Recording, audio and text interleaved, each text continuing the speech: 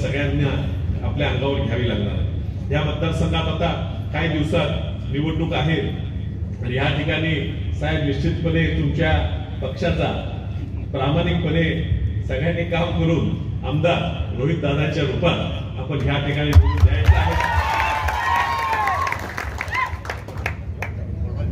वसंतदादा कुटुंबीय यांनी रोहित दादांना सुमन वहिनींना शब्द दिलेला आहे की ह्या वेळेला रोहित दादा तुमच्या मागे मी एकटाच नाही, पूर्ण वसंतदादा कुटुंबीय आमच्या घरातला प्रत्येक व्यक्ती, वसंतदादांच्या विचाराचा प्रत्येक व्यक्ती हा ठामपणे खंबीरपणे रोहित दादाच्या पाठीशी उभा राहणार। रोहित दादा तुम्ही काही काळजी करू नका, टेन्शन घेऊ नका, राजकारण चालत राहणार, काही गोष्टी होत राहणार।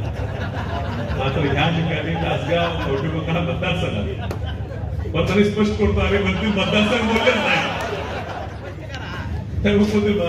या मतदारसंघात तासगाव कवठे मतदारसंघात रोहित दादांच्या रूपानं एक लोकांसाठी झटणारा आपलंच वाटणार, आपला मुलगा म्हणून, आपला भाऊ म्हणून, आपला धाकटा भाऊ म्हणून काम करणारा एक चांगला आमदार तुम्हा सर्वांना द्यायची इच्छा स्वतः शरद पवार साहेबांनी आपल्या मागच्या भाषणात बोलून दाखवलेली आहे। तुम्ही सर्वांनी ही जबाबदारी घ्यायची आहे की सागर असेल, रोहित दादा असेल, ज्या तरुण पिढीला ह्या ठिकाणी त्यांचे वडील लवकर गेल्यामुळे खूप मोठ्या अडचणी आल्या, ते काम करतात, त्या सगळ्यांच्या पाठीशी आपण जायचं आहे। पुन्हा एकदा हा उद्घाटन सोहळ्यासाठी तुम्ही आम्हाला बोलवलं, आमचा मान सन्मान केला, याबद्दल आपल्या सर्वांचे आभार मानतो।